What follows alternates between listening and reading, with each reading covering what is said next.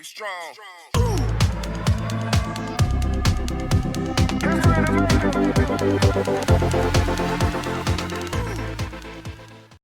Hello everyone and welcome back to another video. Now, today's video is something I've had planned for quite a while. Today we are going to look into 6 cards from each set of 2023. Now, the sets I will not be doing is, well, I won't be talking about, is Commander Masters and the Doctor Who and the Doctor Who cards. Those will be the ones I will not be talking about. The sets I will be talking about though is Phyrexia Obi-Wan, March of the Machines, Lord of the Rings Tales of Middle-earth, Wilds of Eldraine, and The Lost Caverns of Ixalan. Those will be the sets I will be discussing in today's video, and I will be talking about my personal top 6 cards from each set. So, let us begin. So, for the first, we're going to look into Phyrexia Obi-Wan. This set got released on the 10th of February 2023, the first set of the year. And with Phyrexia, it brought us new printings of the Praetors, Elesh Norn, Jin-Gitaxias, Sheoldred, Urabrask, and Volclux, with all new card arts, showcases, and new effects and abilities. So, the first card we're actually going to talk about is Elesh Norn, Mother of Machines. This card is nuts because it triggers your ETBs twice, and your opponent's ETBs don't trigger at all. All that for 5-drop Vigilance for 7 seems really good. Now, I'll read you its full text. If a permanent entering the battlefield causes a triggered ability of a permanent you control to trigger, that ability triggers an additional time. Permanents entering the battlefield don't cause triggered abilities of permanent your opponent's control to trigger.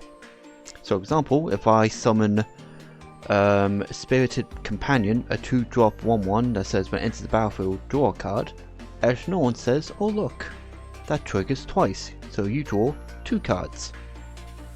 And if my opponent summons the same card, they don't draw any cards because that does not trigger. I actually did a deck of this with Elesh Norn being my commander. I did a whole deck. I played for a while. It worked really good. It was very strong. Also mean I was a target for all those games, which I understand. It started to feel too so I decided that I've had my fun, but it's not really for me. So I took it apart, which is why you probably haven't seen it in a while. But yeah, definitely makes it in my top 6 for Obi-Wan. Now, the next card we're going to talk about is this guy. This guy, it's a anointed possession, but a creature. If one or more tokens will be created, it creates twice that many tokens instead. Or you can pay a assortment of either mana or life, so 1 colorless, or either a white and 2 life, and again either 1 white or 2 life, and you sacrifice 2 other artifacts and or creatures and put an indestructible counter on himself. So if a board wipe happens, you can sack your tokens that you make because of this, and you put an indestructible counter, so it's hard to actually kill this guy. There are a lot of cards that say you can move counters around, so you can keep making indestructible counters and then moving them to another creature. There's a card that does that I'll be discussing later on in the video. But yeah, make double the amount of tokens you make, which is why this card, Mondarch, has been added to my list. The next card we're going to talk about is Phyrexian Vindicator. This guy is nuts because if he is dealt damage, he deals that much damage to any target. So, a 4-drop 5/5 with flying. If damage would be dealt to Phyrexian Vindicator, prevent that damage. When damage is prevented this way, Phyrexian Vindicator deals that much damage to any target. So if it deals 5 damage, well, if it was dealt 5 damage, it then deals 5 damage to any target, being creature, planeswalker, or player. If you guys remember, if you've seen my Elesh Norn deck profile, you will saw that there is a 2-card combo that wins you the game.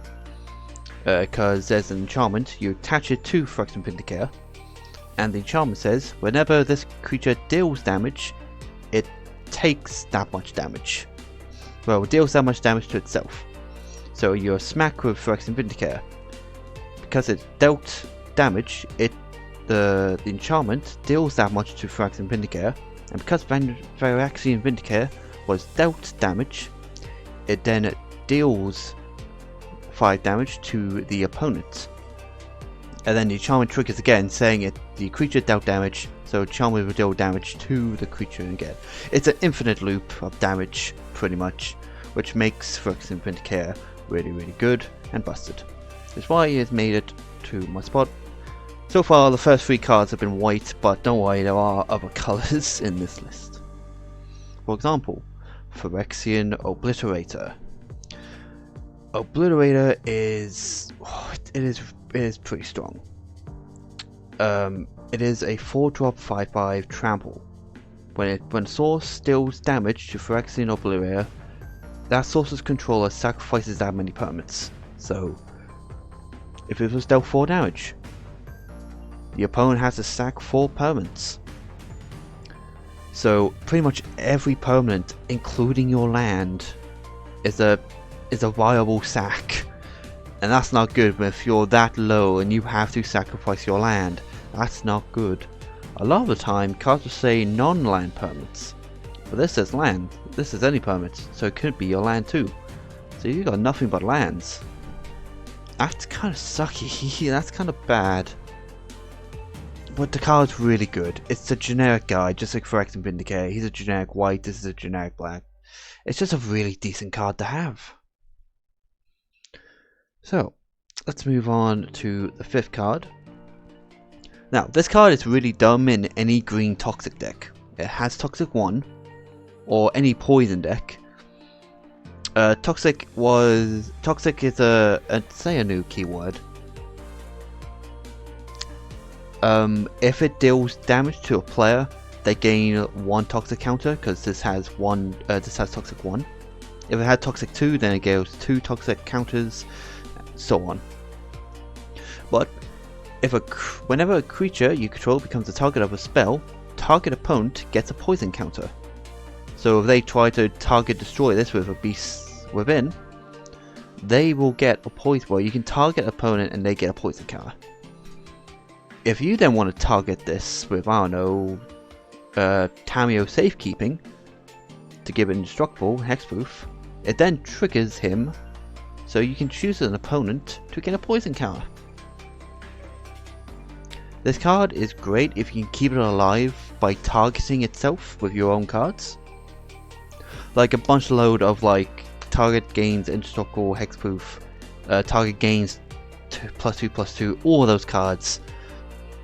And yeah, you can just keep ramping up the the poison counters. The card is really dumb. It was really, really good in Arena. And like Arena and Standard. It's probably harder to do in Commander, which is the format that I mainly play. I don't really play anything else. I mainly play Commander. But yeah, having this in the deck. Obviously, you can't have it as your commander. If it was a legendary creature, yeah, this is nuts. hands down, people will be playing this as the commander. But people would play this as a 4-drop in standard, which makes it a very much of a problem. Really decent card for only 1 green, you get all of that. It's really good. The last card we're going to talk about in Phyrexia Orbi 1 is Atraxa Grand Unifier. A 7-drop 7/7 legendary creature Phyrexian Angel. Now, when Grand Unifier enters the battlefield, reveal the top 10 cards of your library. For each card type, you may put a card of that type from among cards revealed into your hand. Obviously, that's artifacts, battles, creature, enchantments, instants, planeswalkers, and sorceries. They are all, so any of those card types, you add 1 of each to your hand. I think that's worth paying 7 mana. And you then have a 7/7 Flying Visions Death Touch Lifelink, so hey, it's pretty good. I can see this as a really strong commander. I haven't seen many people play it as a commander, but to be honest, pay 7 mana to drop your commander does sound like a lot. For opinion, my highest mana I've ever cast on a commander is 6, being Sir Gwen and Urza. I don't go any higher than 6 because then it kind of makes you feel, oh, I'm not doing anything, I don't have my commander out. So it's you're kind of just sitting there until you can play the commander. But for 7 mana, you can get up to you can get so many cards into your hand. It's worth playing 7 mana. And if you give this thing hexproof and haste, ooh, Atraxa is a problem. A very, very big problem. Yeah. That will be it for All Will Be One. The next set we're going to talk about is March of the Machines that came out on the 11th of April 2023. And the first card we're going to talk about is Seal from Existence. It is a 3-drop enchantment that has ward free, so if your opponent wanted to target it, they had to pay an additional 3 mana. So, when Seal from Existence enters the battlefield, exile target non-land permanent and opponent controls until this leaves the field. Now, because of the ward free, it made my list because the card is very, very good. If you exile one of your opponent's strong cards, they have to pay the additional 3 mana just to try and get it back, so it could cost them 4, 5 or maybe even 6 mana to actually get that guy back on board, which they might not have enough mana to then play other cards. It's very strong for only 3 mana. Honestly, this card should at least be 5 or maybe 4 mana, but isn't. And I did run this card in my my Eldritch Norn deck because it was just that good. The same could be said for the next card we're going to look at, which is Surge of Salvation. Now, Surge of Salvation, it's a 1-drop UN permanently control gain hexproof, and they can't be damaged by red and and it cannot be damaged. Well, black and red sources. Yeah, it prevents all damage that black and red sources would deal to creatures you control this turn. Like, I would be more than happy for it to just say perms you control gain hexproof, but it also gives you, the player, hexproof. So, if say there was a card that says target opponent, no, you can't target me, I have hexproof. All that for one white, really good. I think the card's like, I think when I got it, it was like 50p, but it's now like, I think it's like £2. I don't know if the card's going up in price, it probably won't. Like, I'll run this in every single white deck I have. I think at the moment, the only like white deck I have Oh no, I have two decks that have white. I got Urza and Knights. I don't think I have this in Urza. I think I need to put one of these in Urza, actually. I might do that, actually. I might put this in Urza because the card's that good. So, the next card we're going to talk about is one of the Praetors, being Jin-Kataxis. Now, it is a 5-drop 5/5 with Ward 2, so opponents will have to pay an extra 2 mana to target. Whenever you cast a non-creature spell with mana value 3 or greater, you draw a card. So you cast a 3 mana or 4 mana, you draw a card, so you're replenishing the hand, which is really good. You may pay 4 mana, exile, then return to the battlefield transformed. Only if you have 7 or more cards in your hand. Pretty reasonable since you draw cards when you cast a card with mana value, well, non-creature with mana value 3 or more. And its flip side is an enchantment saga. For those who don't know, all the Praetors from Marching Machines, they flip into enchantment sagas. So, number 1, you draw cards equal to the number. Draw cards equal to the number of cards in your hand. You have no maximum hand size as long as this is on the field. 2, return all non-Phyrexian creatures to the owner's hands. So that also includes your guys too, if they're non-Phyrexians. But also bounces every single card, every single creature on the board that's enough, so your opponent can be left with nothing while you can be left with something or nothing yourself. Then 3, you may cast any number of cards from your hand without paying a mana cost, and then you flip this back to Jin-Kataxis. That is really, really dumb. You can play, for that turn, you can play as many cards as you want. Like, the card is dumb. Just that's dumb, because then you can play Omniscience, which allows you to cast your spells without paying the mana cost. So that's every single turn now you can cast your spells without paying nothing. That is really good.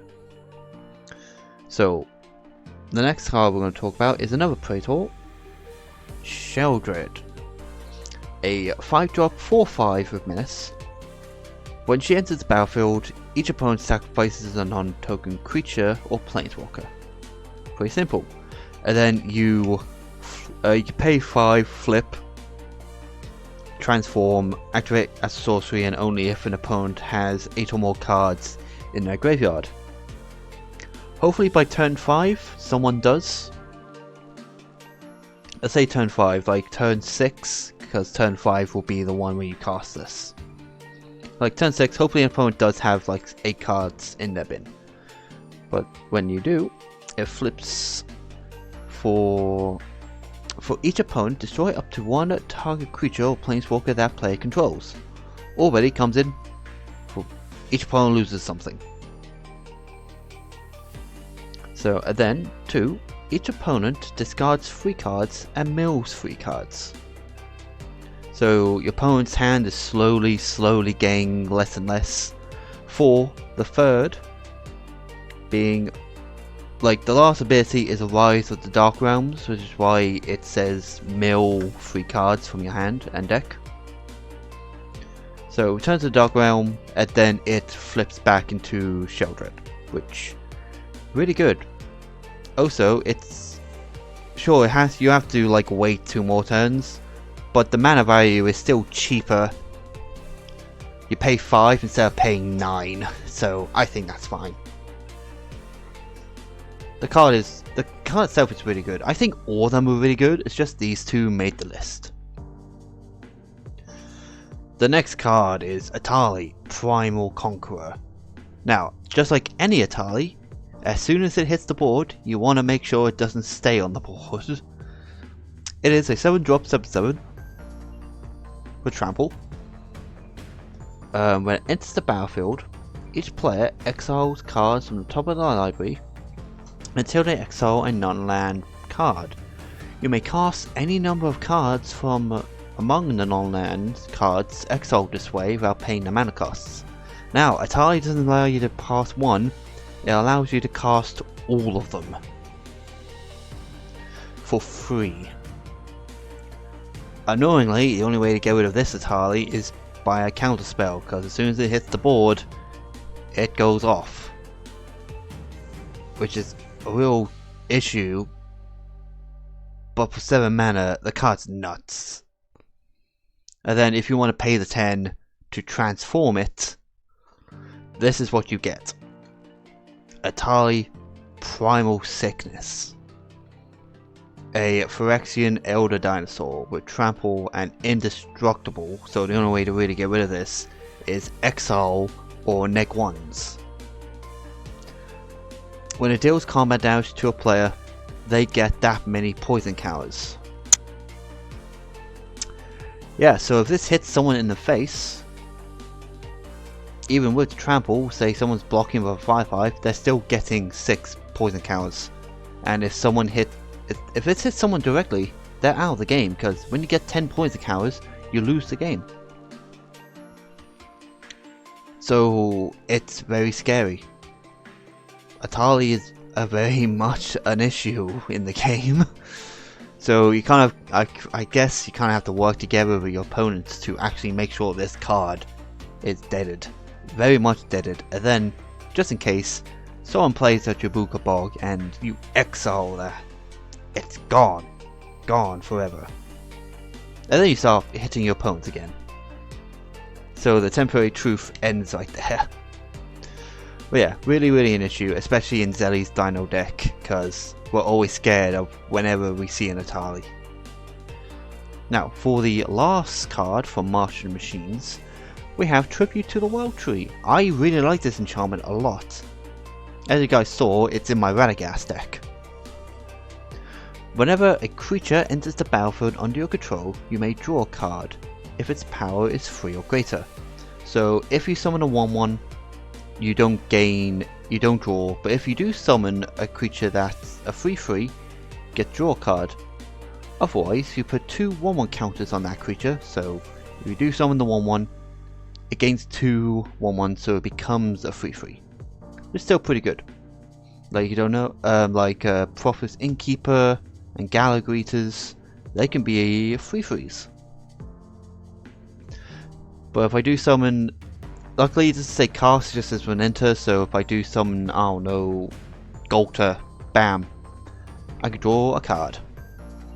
So yeah, I think it's just a really good enchantment for free green. It's really good. So yeah, that's it for my March at the Machine list. Next, like, this isn't like a main set, it is from Universes Beyond, but it was such an impact in the game, I had to include it. We have Lord of the Rings, Tales of Middle-earth. The first card we're going to look at is Gandalf the White. A 5-drop, 4/5 legendary creature avatar wizard. Like all the wizards, like Gandalf, pretty sure Gandalf, Saruman, Radagast, they are all avatar wizards. They're not humans, because in the books, I don't think they're humans in the books. What were they, like celestial beings or something? So, he has Flash. You may cast legendary spells and artifact spells as though they had Flash. If a legendary permanent or an artifact entering or leaving the battlefield causes a triggered ability of a permanent you control to trigger, that triggers an additional time. So if you have cards that say when an artifact leaves the field, each opponent loses 1 life, that triggers twice, so they lose 2 life. Or if it enters the battlefield, each opponent loses a life, they lose 2. So it's kind of it's like that. It's like Elesh Norn, but also gives them Flash, and also when they leave too. Like, Gandalf is really strong, and it had to make the list because it is a really good mono white guy. Now the next card we're going to look at is Goldberry with a daughter. Now if you remembered with Mondarch, where it gives indestructible counters. This was the card I was on about. Because you can tap her and move a counter of each kind not on Goodberry from another permanent you control onto Goodberry. So you can move the indestructible counter from Mondarch to Rivendell, and now Goodberry has an indestructible counter. Then you can pay a blue, tap her to move one or more counters from Goodberry onto another target permanent you control. If you do, you draw a card. This card is really, really nuts. And there were so many good cards in this set. Like, I wanted to add Sting, the Glistening Dagger, but I just didn't have the room. Because that with this makes an insane combo, because being an upkeep, Sting will untap the creature. Because then you can tap. And that does every single combat. So during the combat, your creature is always going to be stood up. But yeah, Goodberry, really good card. It was one of those sought after cards because then it can move counters everywhere. So, the next card we're going to talk about is Call of the Ring. Now, at the beginning of your upkeep, the ring tempts you. When the ring tempts you, you go on to, I can't remember, I have it on screen of what the ring does. I'll probably have it on the camera here. So so every time in your upkeep the ring tempts you, when the ring tempts you, put a ring counter on a creature you control, and I think every time it tempts you, you can move that to another ring bearer, I think. Whenever you choose a creature as your ring bearer, you may pay 2, and if you do, draw. So already, every time you start your turn, the ring's going to tempt you. It's a 2-drop enchantment that I felt was really good, especially with the Nazguls. The Nazguls are pretty dumb, because you can have 9 of them, and they all have different there are 9 Nazguls, and each of them has different artwork. We've made them like, what, 15 plus, I think? Yeah, I thought this had to be it, because it's a very generic, very good card. Next, we have the Witch King. So, whenever one or more creatures deal combat damage to you, each opponent sacrifices a creature that dealt combat damage to you this turn. Then the ring tempts you. You discard a card, and the Witch King gains indestructible to the end of turn. Tap it. So if a board wipe happens, you can discard a card and give this indestructible.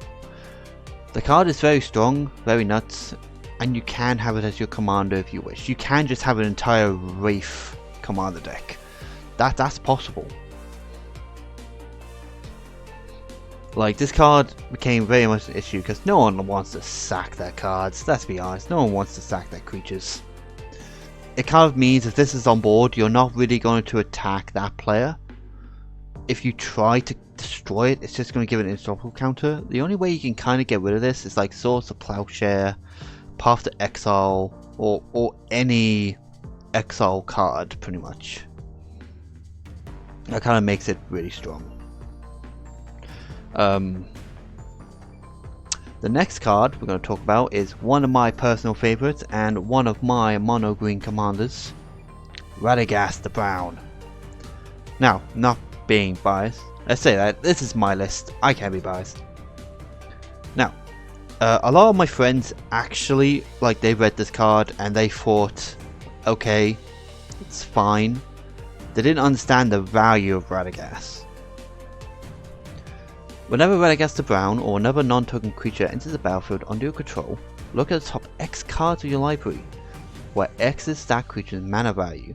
You may reveal a creature that doesn't share a creature type with a creature you control from among cards and put it into your hand. You put the rest in the bottom of your library in a random order. So, you play Radagast. Radagast goes off. You look at the top 4 cards of your library, because remember Radagast's mana value is 4. Oh look, I revealed Golter, Stampede Tyrant. I do not control a dinosaur. Add it to my hand.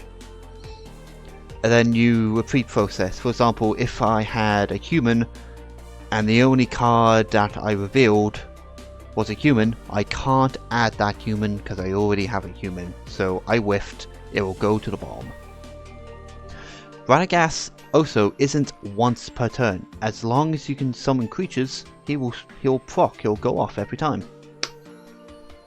It's also when it enters, so if you got cards that say, if you got an Elvish Piper, which is a pay a green tap, put a creature from your hand onto the battlefield, Radagast still triggers. I've got a lot of cards in my Radagast deck say when they enter the battlefield. I've only got a few that says when on cast. Yeah, because this card can replenish your hand with another guy, he's really good. Like, my friends, they underestimated Radagast, and I delivered the pain train. But yeah, Radagast made my list because I think the card is really good and it deserves to be in this list. And for the last card, we have Pippin, Guard of the Citadel. A 2-drop 2/2 with Ward and Vigilance. You may tap another target creature you control. You may tap him. Another target creature you control gains protection from the card type of your choice till the end of turn. So it cannot be blocked, targeted, dealt damage, enchanted, or equipped by anything of that type. Again, this would be a card that you might want to put Sting on. So if, say, I'm going to attempt to Beast Within this card, you can tap him and say that creature has protection from instants. Obviously, you can't do it on himself, so if you do Beast Within Pippin, Pippin can't save itself, which is kind of the downside to Pippin. But you can give him like hexproof by boots, either Swifties or Lightning Greaves for that cheeky shroud. But yeah, Pippin made the list because he's just really strong. Ben was playing him in Tom Bombadil Commander deck.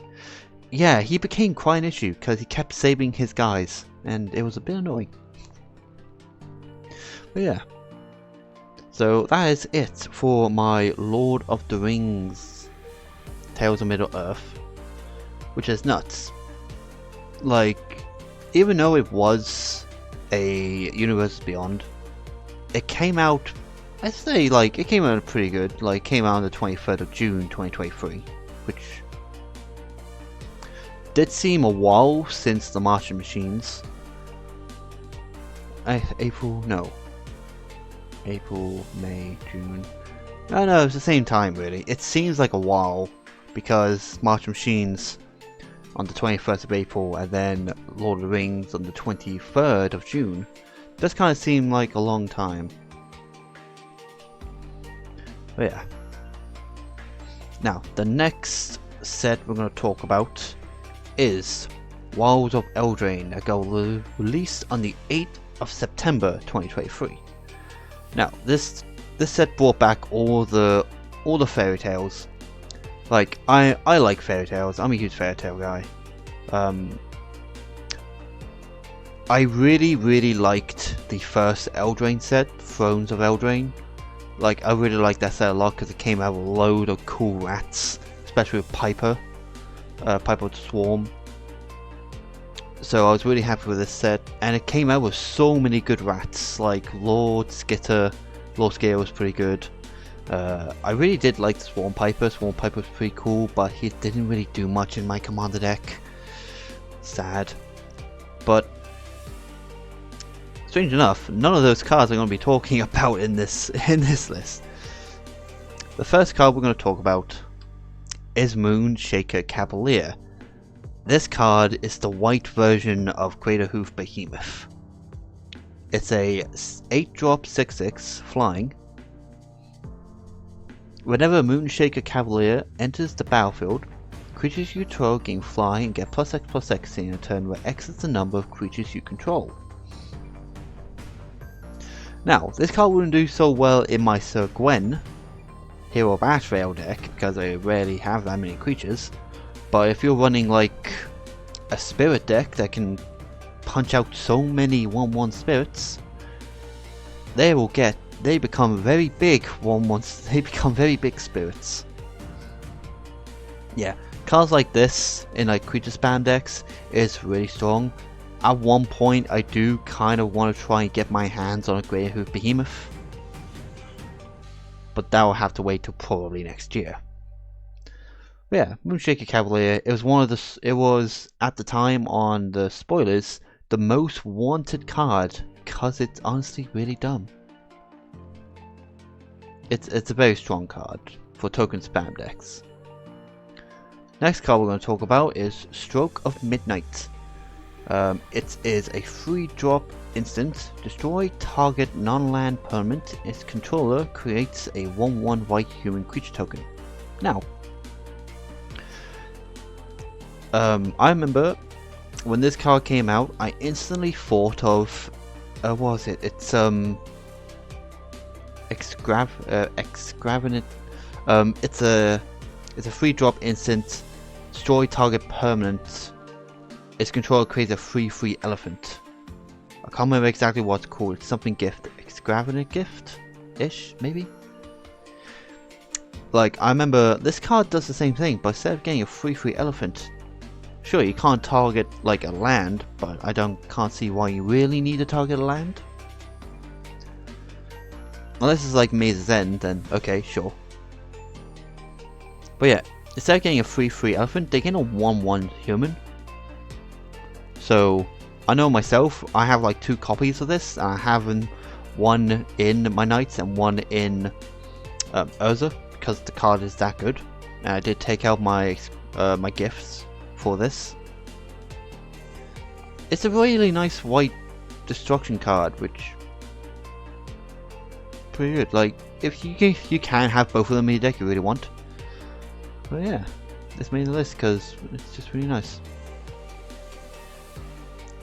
Next is Beseech the Mirror. This card, it works the same way as a tutor, but it's also got Bargain. If you don't know, Bargain, you may sacrifice an artifact, enchantment, or token as you cast this card. If you do pay the bargain cost, you gain extra stuff. Search your library for a card, exile it face down, then shuffle. If this card was bargained, you may cast the exiled card without paying its mana cost if the spell's mana value is 4 or less. Put the revealed card into your hand if it wasn't cast this way. So yeah, you can either choose to cast the card if its mana value is 4 or less, or you can just add it to your hand. So I think, like, personal opinion, I like all the bargain cards. I really think they are really good. I run a couple in my Lord Skitter.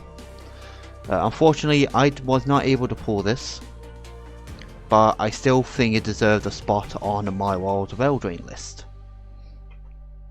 Because again, it's a mono black search card. Pretty good. Next, we're going to talk about the Pyro Hammer. When this card got revealed on spoilers, I remember the internet was raving about this card of how good it was. I didn't really understand until I pulled one of these. I gave it to my friend Marcus to play in his like giant decks, because his giant decks is a bunch of instant deal damage cards. And then I kind of saw in person what it does, and I can agree the card's really dumb. Because I find it hard to read the card and understand why it's so good. I'd rather see it get played so I actually see in person of how to. But whenever an instant or sorcery spell you control that targets only a single creature deals damage to that creature, this deals that much damage to each opponent. So if a shock deals 2 damage to my creature, each opponent gets dealt with 2 damage. Now this card, this card gets even. I think this card gets even better with another card that I'll get to soon. That came out in Lost Canvas Ixalan. But yeah, having this, it is really strong because it's just whenever you cast, it doesn't have to tap, it doesn't have to pay mana. It's just whenever you cast an instance or sorcery. It doesn't even have to be a sorcery that deals.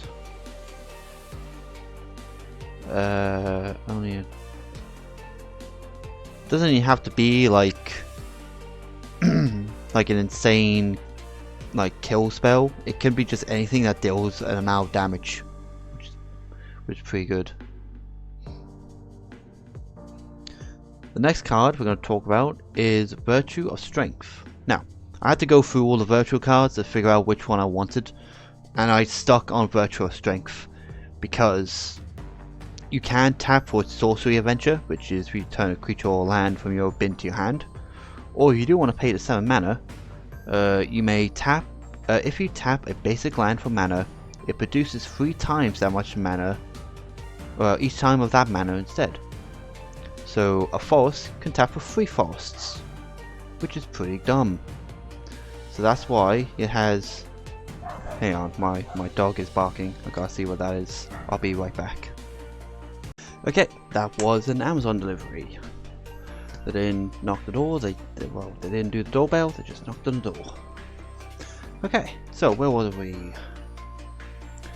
Tap a forest, it produces 3 instead of 1 mana, so you got 3 floating mana just chilling for whenever you want to cast something.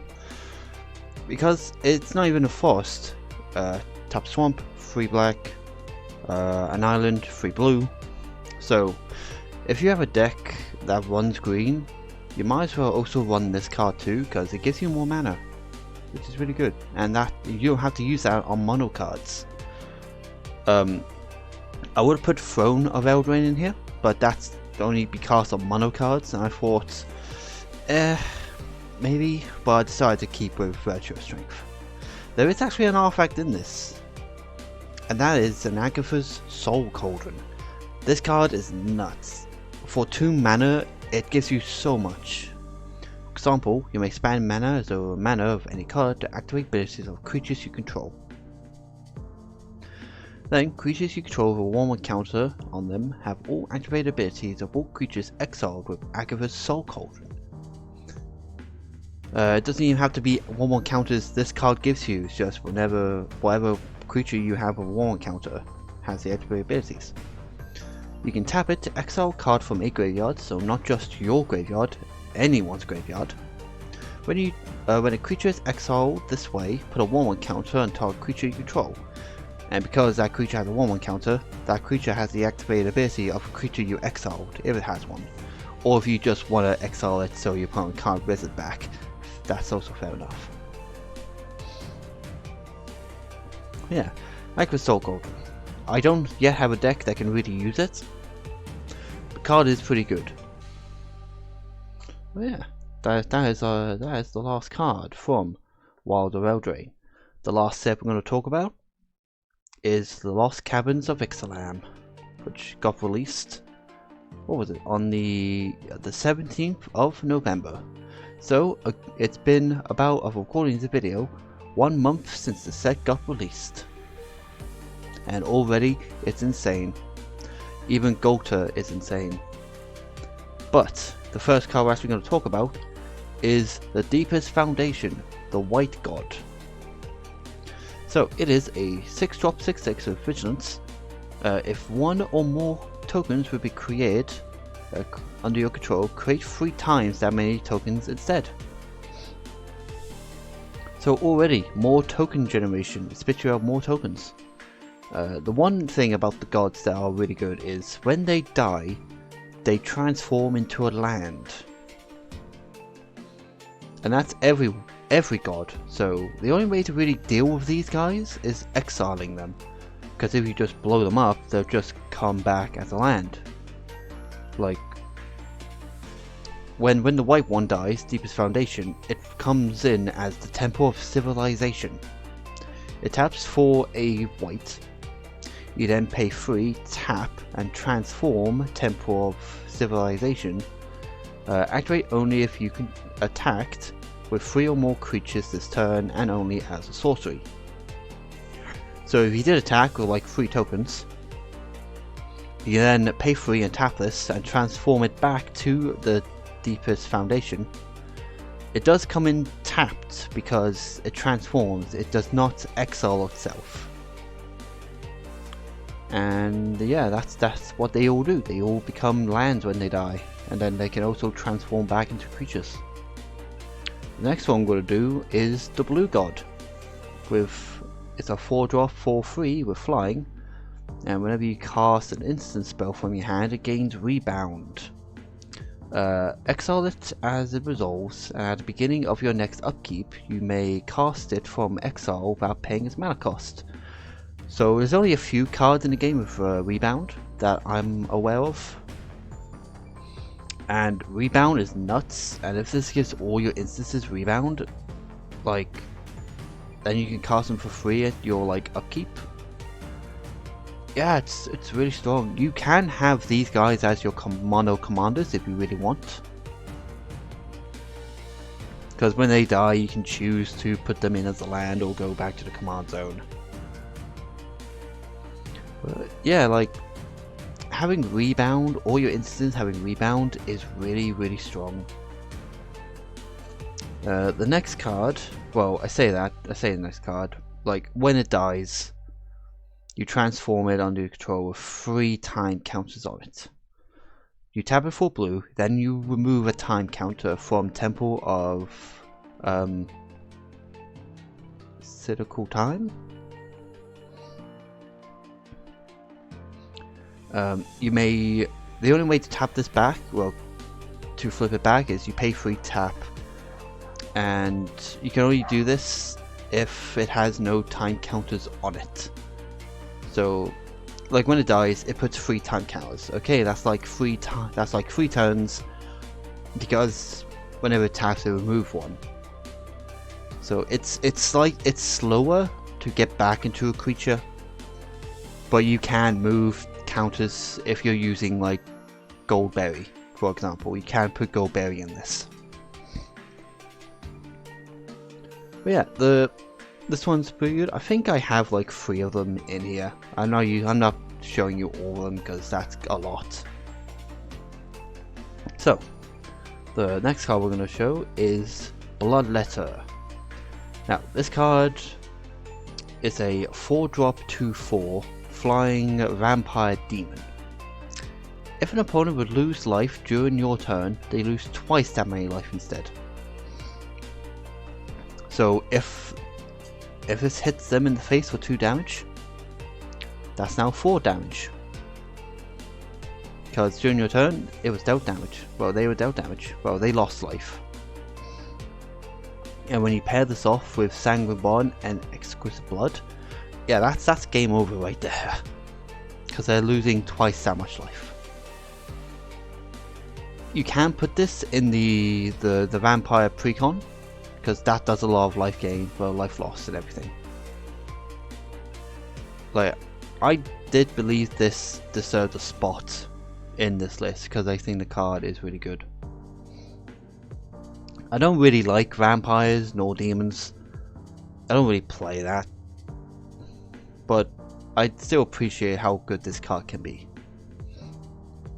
The next one we're going to talk about is actually the Deepest Might, the Red God. Now, just like what I said earlier when I said about the Pyro Hammer, this and the Pyro Hammer is really strong. If a red source you control would deal an amount of non-combat damage less than his power to an opponent, that source deals damage equal to this guy's power instead. So he's a 4-drop 4/4, so say a shock is dealing 4 damage. And then because that shock it deals 4 damage to each opponent because of Pyro Hammer. Oh, why is Okay, sure. That was my phone going off. And then obviously when it dies, it becomes a land. So let's have a look at that land. So we have Temple of Power. Taps for red. Pay 3. Transform. Only activate if red source you control dealt 4 or more non-combat damage to this turn, and only act as a sorcery. So if something was dealt 4 damage, you can pay 3 and flip it back to the Deepest Might. Like, I still remember when I think this was the first one that got revealed. I was thinking how nuts this was, because again, the only way to deal with these is exile. I think the black one, like the bat, isn't as good. And I did want to put, what was it, the deepest, what was it, cultivation, I think? The green one? I did want to put it in there, but I didn't think it was as good as these ones.